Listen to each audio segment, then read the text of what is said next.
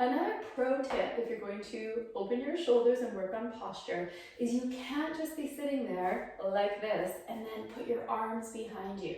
You need to straighten your spine, bring the shoulder blades back, and then you can do all of this work in that position to open your shoulders. So I recommend a little systems check that starts with, so you can do this standing, but if you are sitting, make sure you think about your pelvis as basically a clock. So 12 o'clock is there, 6 o'clock is behind you, 3 o'clock, 9 o'clock. And I want you to think about your sit bones and try to get them to evenly have pressure on them and to make sure the pelvis isn't tipped to 12 o'clock, but not tipped back to 6 o'clock. It's right in the center.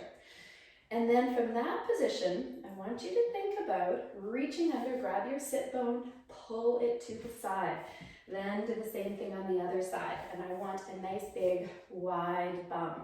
Most of us have a lot of bum clenching back there. We're always stretching out piriformis. We need space at the back of our hips. Then from your tailbone to the top of your head, take a breath in and just rise up and try to get a nice tall spine.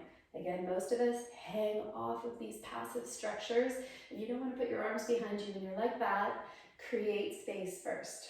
Then you are going to make sure your rib cage is level, so the front ribs and the back ribs. The front ribs aren't popped.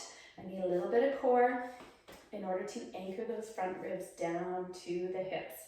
Good. And then during this, just a nice long spine.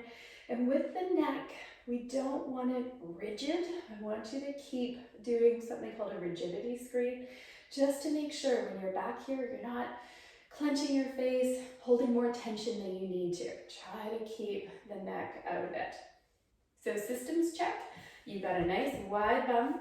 It's centered on the clock. You have a long spine, chin anchored down. Core is on so those ribs aren't flaring. And just keep your neck relaxed.